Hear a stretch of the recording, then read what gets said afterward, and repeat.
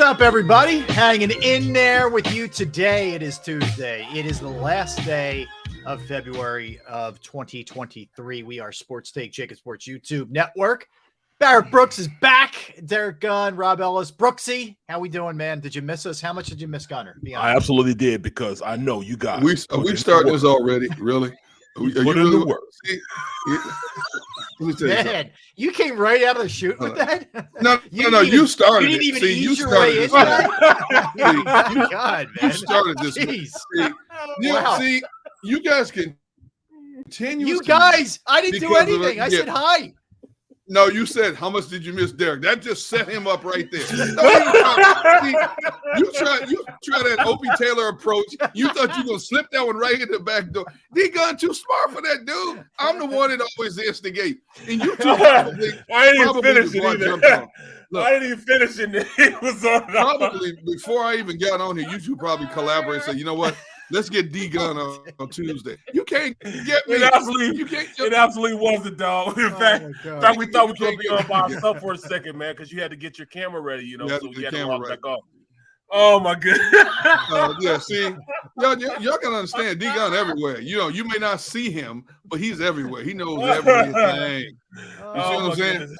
You ain't going to get me. You can't do it. Oh, jeez. That's why I love you, you bro. know what? I love you, bro, for real, man. For real, ever since I announced in January that I was trying to be a better me, you two have been sliding in the back door trying to take your shots. But you know what? I must admit, you've been right on what you were saying. You know, like you have done that. You know, even though I've tried to antagonize you, you have not fallen for it. I am so shocked. In fact, it's starting to get old now. I'm starting to be like, you know what?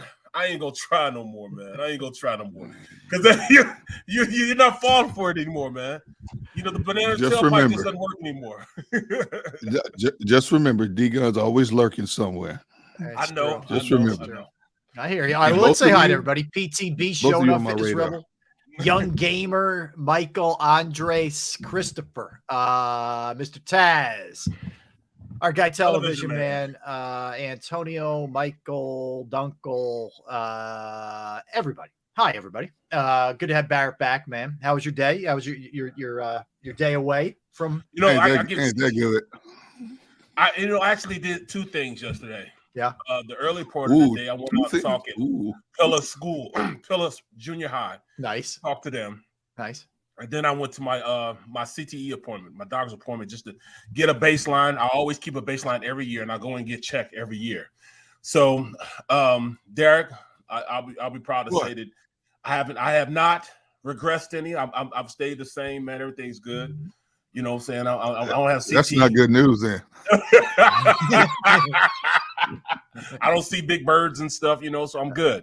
I'm good, man. But, you know, it's crazy because some of the guys I was there with aren't doing too well, man. It is definitely the scary part, the downside. It's the but if I had to do it over again, I would do it all over again. I honestly would, man, because you know the love of the game, man. The love of the game, bro. Yep. Yeah, I hear you. I hear you. Hey, Philly 559 Wilfredo. What's up, Chris D? GG, what up?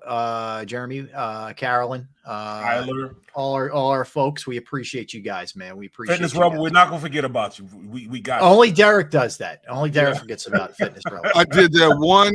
See, there he goes again. See what I mean? You said it yesterday. You said it. You said it, not me. You had to bring it back. I know. You just can't let sleeping dogs.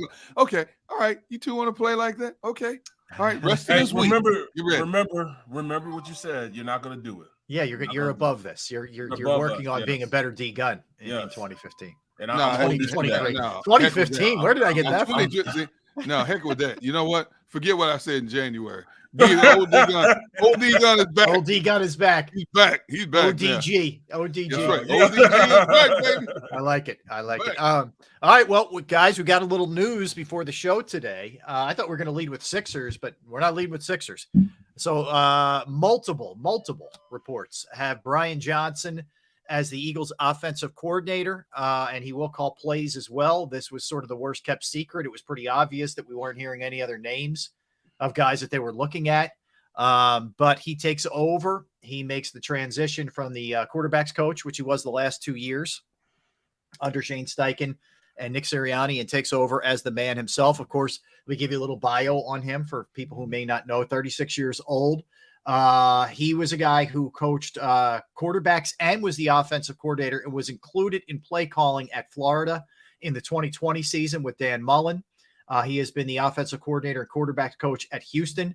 He's coached at a lot of different, Mississippi State included, Utah, a lot of different colleges, Houston, throughout his college career. Yep, throughout his college career. He played at Utah as he was a quarterback and got into coaching as soon as his college career came to an end. But he has the history with Jalen Hurts. He played for Jalen's father in high school. He's known Jalen since he was 3. So that's not an insignificant thing. That's a big deal that those two have that kind of chemistry. At every turn, Jalen's praised Brian Johnson. And from what I hear, guys, on the inside, like he's also not afraid to get on him. He's not one of these guys where he's just kissing his rear end and it's just buddy all the time. He's not afraid to coach him up. So I like when I heard that from a couple different people within the organization. That's encouraging to me that's kind of the situation. But here we go, Brian Johnson. Rob, that's what he's always said. That's what he's always been. You know, we talk about it all the time that Jalen wants to be coached hard. He wants to get better, and that's the only way you can get better, by having somebody telling you when you're wrong, telling you when you're right. You don't need a yes man. Yes men don't do anything but tell you yes. They don't get you better. You stay the same. You stay stagnant. We all know Jalen Hurts is not the type to stay stagnant. He wants to continue to hone his craft, become the best version of himself he can be. So it's not surprising to me that Brian has become the offensive coordinator. Like I said, I think 3 or 4 years ago, I did the ACC championship game, and it was Virginia, Florida. And at that time, he was the Florida offensive coordinator. So he's always had the ability to incorporate playing styles with the quarterback that he had. He had Trask, and he had Jones, and he had Johnson. Johnson and Jones are more mobile, dual threat quarterback. Kyle Trask was just a guy sitting in the pocket as a pocket passer. So he formulated an offense where from 20 to 20, it was the Trask show.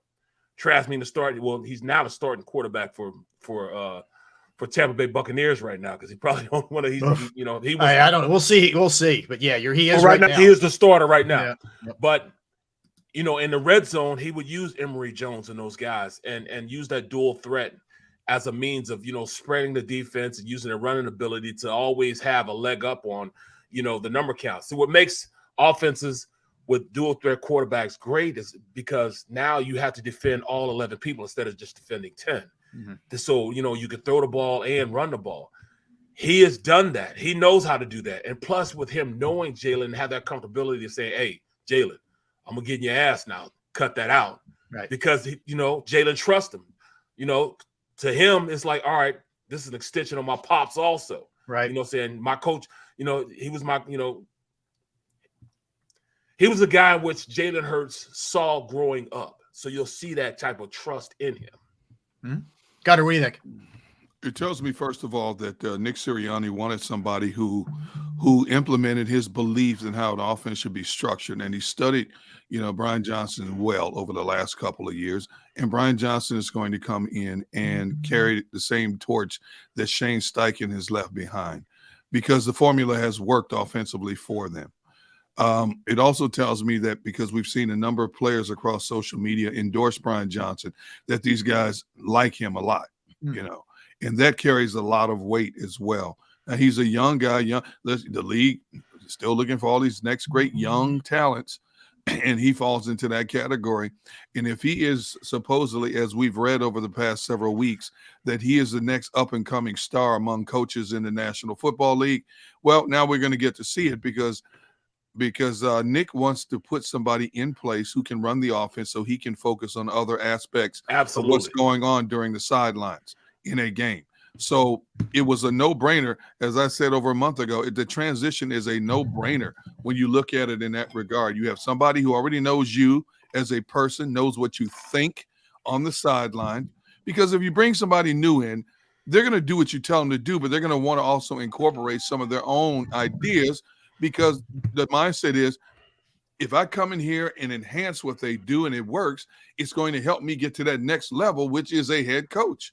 And Brian Johnson is probably going to have a little bit different philosophy, but they're in sync in terms of the overall structure of the offense. And by the way, he's only a year younger than Shane Steichen. Shane Steichen's not even 38 yet. So, he's young, but he's not, crazy young. It's not that different. But yeah, I mean, look, I'm a big believer if the guy has the chops, which it sounds like Brian Johnson does. If it ain't broke, you don't need to fix this thing. You don't need to reinvent the wheel. Right. If you could keep the guy in place, move him into a more prominent role, and he'll call plays. As we know, Nick Sirianni is on record as saying that whoever we hire will call plays because he likes to have the ability to jump around to other, other positions and other sides of the ball anyway.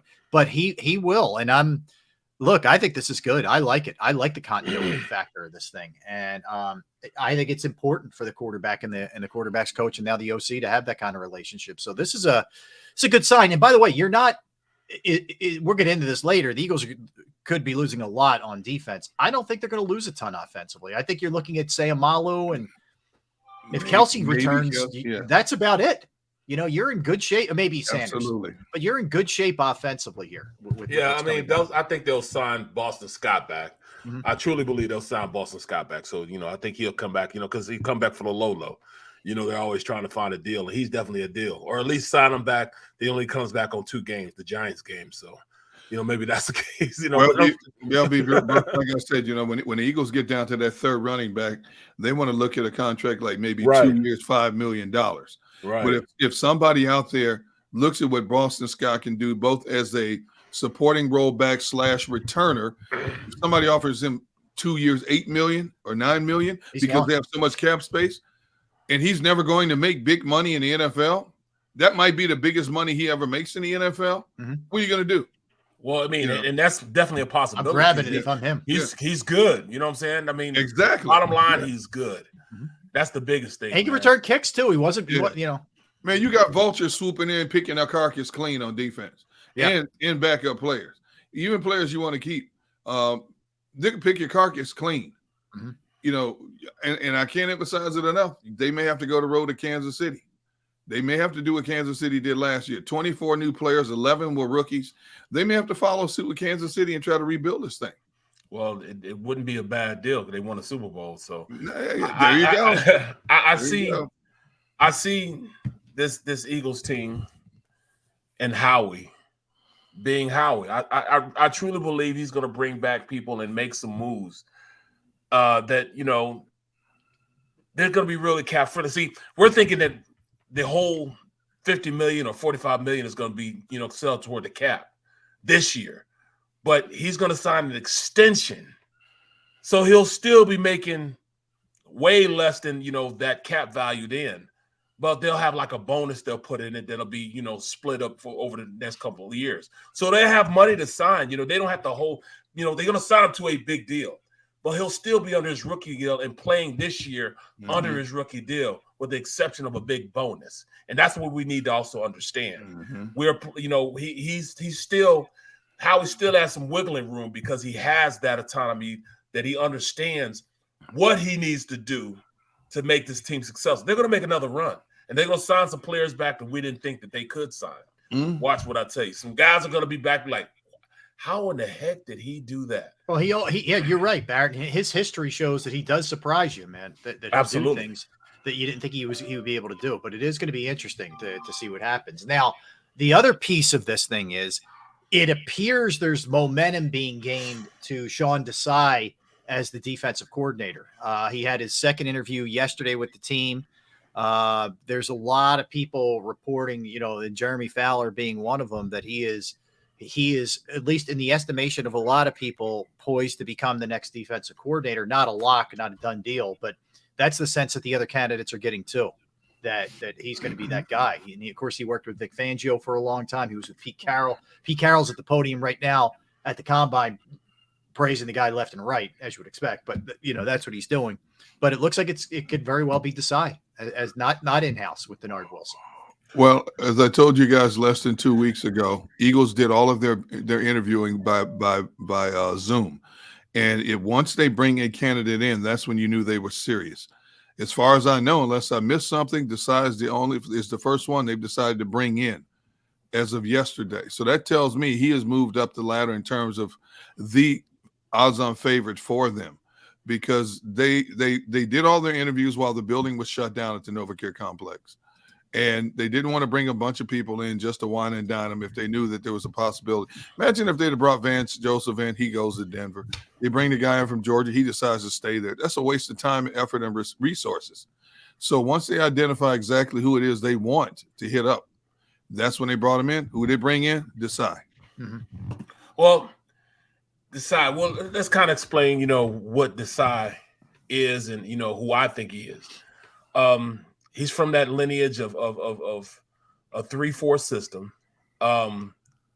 He was under what was the quarterback's name? I mean, what was the defensive coordinator? Fangio. Vic Fangio. He's a Vic Fangio disciple. Right.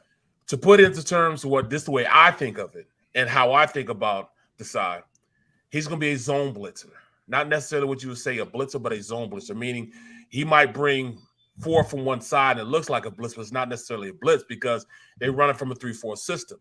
He was on that staff that had Goose sitting there in the middle of the defense.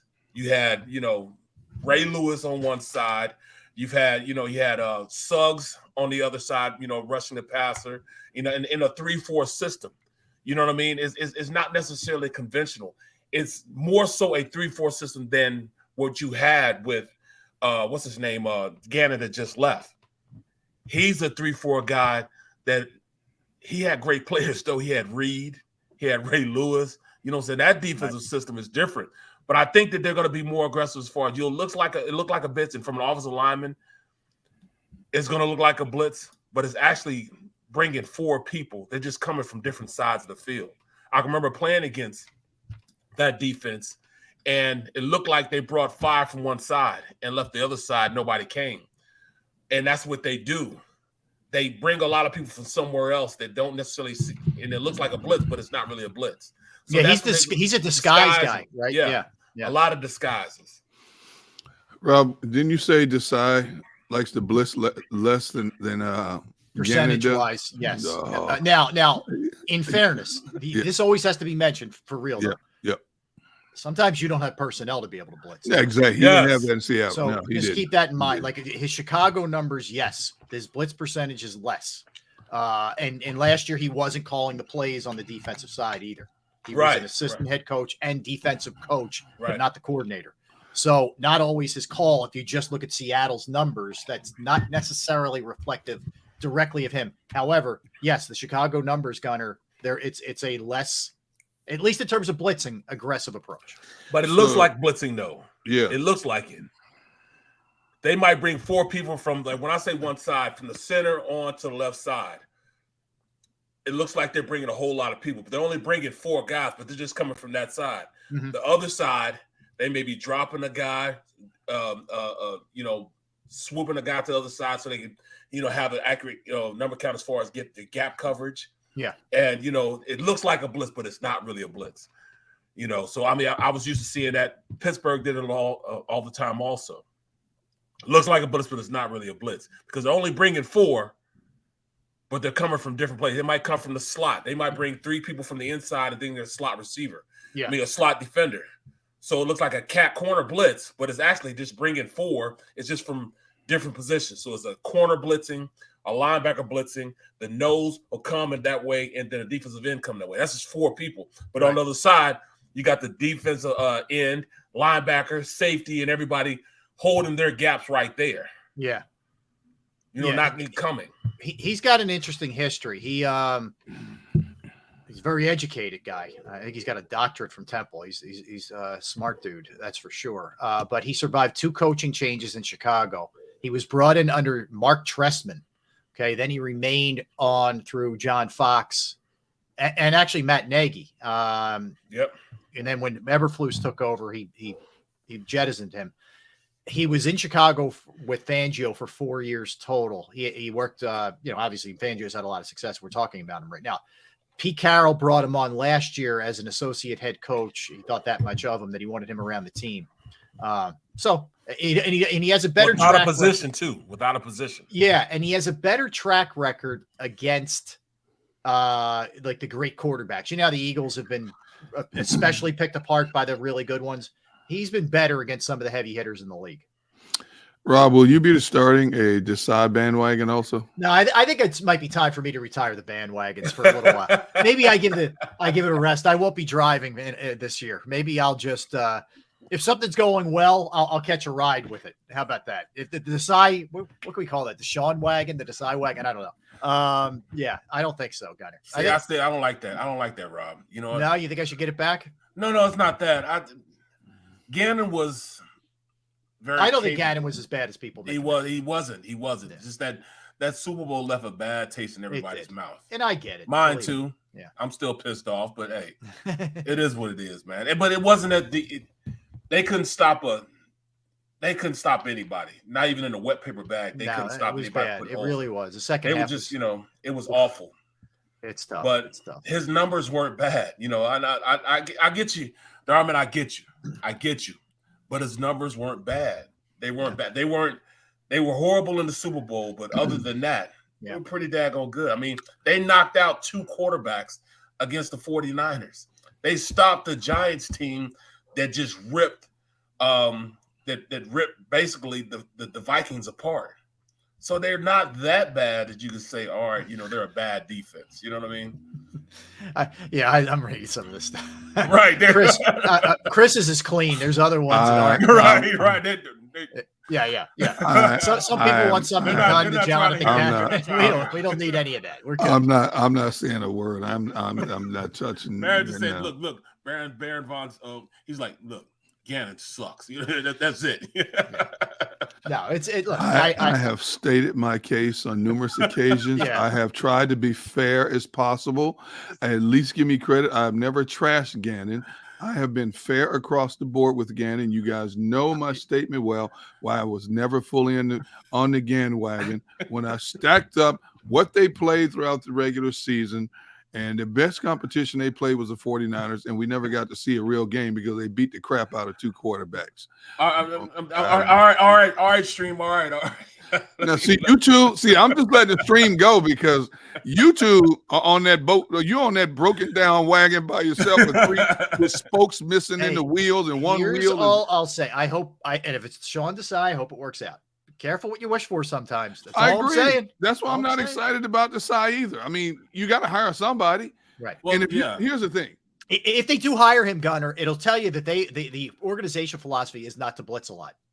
There you Schwartz go. didn't do it. Gannon didn't do it, and this guy doesn't do it. Just whatever. Well, not only that, it tells me that when you think about the prominent players on defense who have come out on Twitter and basically supported Denard Wilson, and if they go outside of the organization and bring in somebody else, it tells me they didn't trust Wilson either. Right.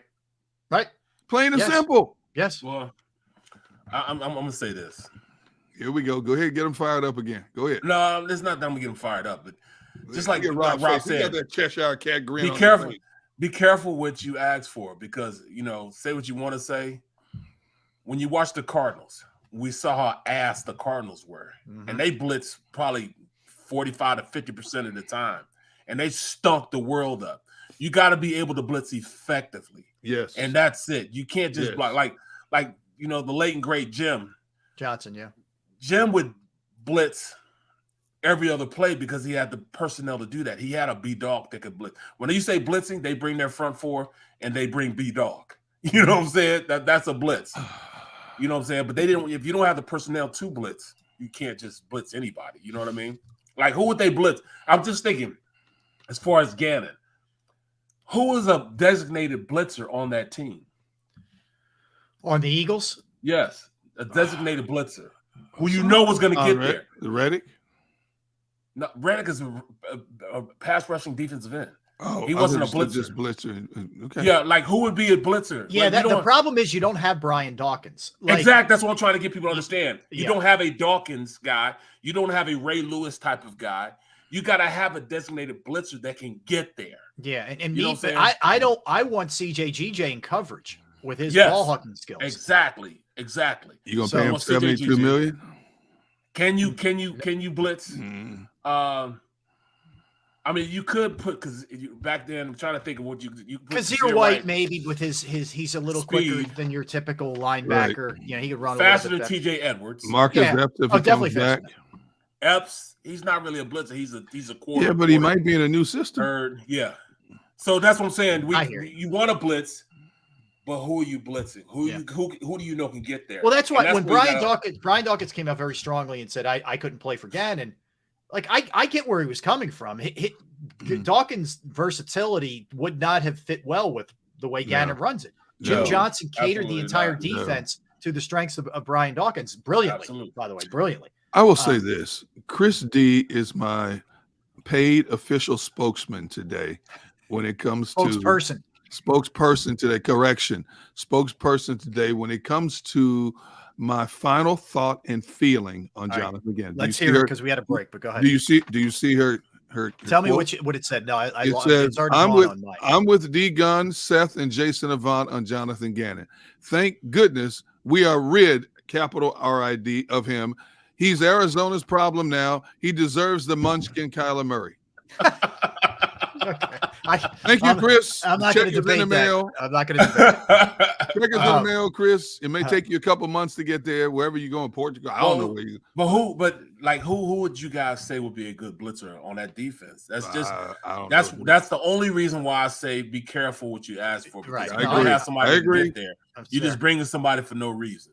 You couldn't really blitz CJ because he's not a guy that you want to blitz. Now, one guy that I think he started to get a little knack for it was Jason. Who was it? What position? Linebacker, safety? No, I mean I can't think of anybody. I was gonna say Maddox, but he's not really a blitzer either. No, I was thinking Maddox, but maybe Maddox. I don't even. Man, he gets hurt so much. I don't know if that's what I'm saying. I don't know. I was gonna say Maddox, but then I thought about it. They blitzed him, and he got hurt. Yeah. So I had to stop myself mid-sentence. I hear you. No, we can't do that either.